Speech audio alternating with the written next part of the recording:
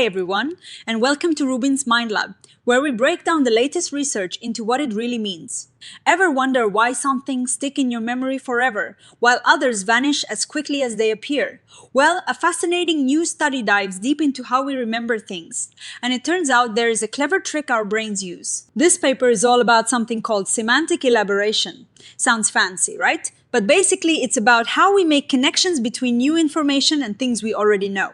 The scientists Joscha, Dutli, Klaus, Oberauer, and Bartsch were really curious about how this elaboration helps us remember stuff, especially things we learn by accident, not on purpose. Think about when you are trying to learn something new, maybe for school, or just a random fact you read online. Some things you just glance at and poof, gone. Others you think about for a bit, maybe relate them to something you already understand, and suddenly they stick around. That is essentially what this research is exploring. They wanted to figure out the why behind this memory superpower. The core idea here comes from earlier research. Imagine you see a word like tiger. You could just notice it is a word with a T at the start, or you could think about what kind of animal it is, where it lives, and maybe compare it to a lion. The scientists in this study focused on that second approach, the deeper thinking, the making connections, which they call elaboration. They thought that when you do this, especially when your thinking fits well with the word, it should make that memory much stronger. This fitting well is what they call congruency. They started their investigation in experiment 1. They had people look at words and answer questions about them. For example, for the word tiger, the question might be, is it a cat? That is a congruent question, it fits well, or is it a thing with wheels? That is an incongruent question, it doesn't fit at all. They wanted to see if answering congruent questions led to better memory later on. What they found in experiment 1 was a bit surprising. When people were asked to remember the words later by just trying to recall them freely, it didn't matter much if the questions were congruent or incongruent. There was no real memory boost from the elaboration. However, when they asked people to recall the word after being shown the question, that's called cued recall, they did see a benefit for congruent questions. This told them something interesting was going on with how we recall information. So they ran a whole bunch more experiments 2 through 5, to get to the bottom of this. They tried different ways of presenting information, different ways of testing memory, and even changed the number of words people had to remember. And a really consistent pattern emerged. Here is the big takeaway from these experiments when people had to simply recognize if they'd seen a word before recognition tests, or when they were given the original question to help them remember the word cued recall. The elaboration really paid off. Remembering words that fit the questions well was much better. But when people had to just freely recall all the words they could remember without any clues, that memory boost from elaboration basically disappeared or was very small. Why would this be? The scientists came up with a really cool idea they call the retrieval cue hypothesis. They think that when you elaborate on information, you are creating strong mental cues or hints for that information. Think of it like this: when you learned about the tiger and thought it is a cat, the idea of cat becomes a clue for tiger.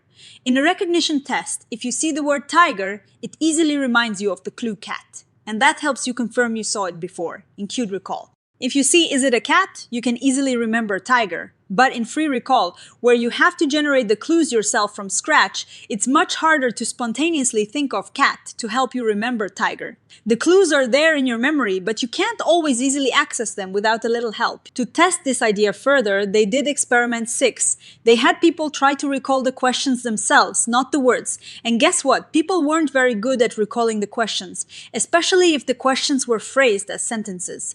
This low ability to recall the questions directly supported their retrieval cue hypothesis.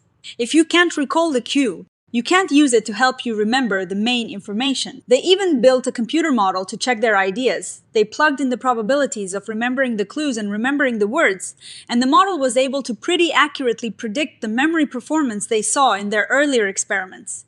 This really strengthened their retrieval cue hypothesis. Then came experiment 7, where they really put it to the test. They had one group of people first practice and learn the orienting questions really well. Another group just did the regular learning, and then they tested their memory for the words. And the results were striking. In the group that had practiced the questions, there was a much bigger memory boost from the congruent questions compared to the group that hadn't. This directly showed that when you make those retrieval cues easier to access, the benefit of elaboration gets a huge boost. It's like giving your brain a better map to find the information. So, what does all of this mean for us? The main takeaway is that elaboration or making connections is powerful for memory, but its effectiveness really depends on whether you can actually access those connections later. It is not just about making a rich memory, but about creating pathways to get back to that memory.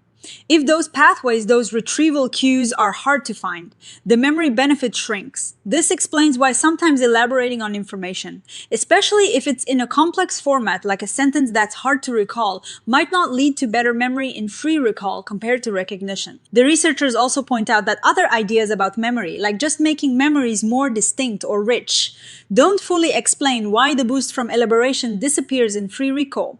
Their retrieval cue model, however, clearly explains this difference between test types. This research has some really cool implications. It suggests that when you are trying to learn something, it is not enough to just think deeply about it. You also need to practice recalling it, or practice recalling the clues related to it. This is why studying with flashcards or quizzing yourself can be so effective. You are not just learning the information. You are practicing retrieving it using those mental cues. It also suggests that strategies that create multiple items that cue each other, like creating a story from a list of words, might be even more powerful than just elaborating on individual items. Because, as the authors put it, the benefit of having established retrieval cues can propagate through the list. In conclusion, this study provides compelling evidence that elaboration helps us remember things by creating retrieval cues. The ease with which we can access these cues is key to whether that elaboration actually boosts our memory, especially in situations like free recall, where we have to do the work of finding those clues ourselves. It is a fantastic reminder that learning isn't just about taking information in, but also about building the pathways to get it back out. So, what do you think? Does this retrieval cue hypothesis make sense to you?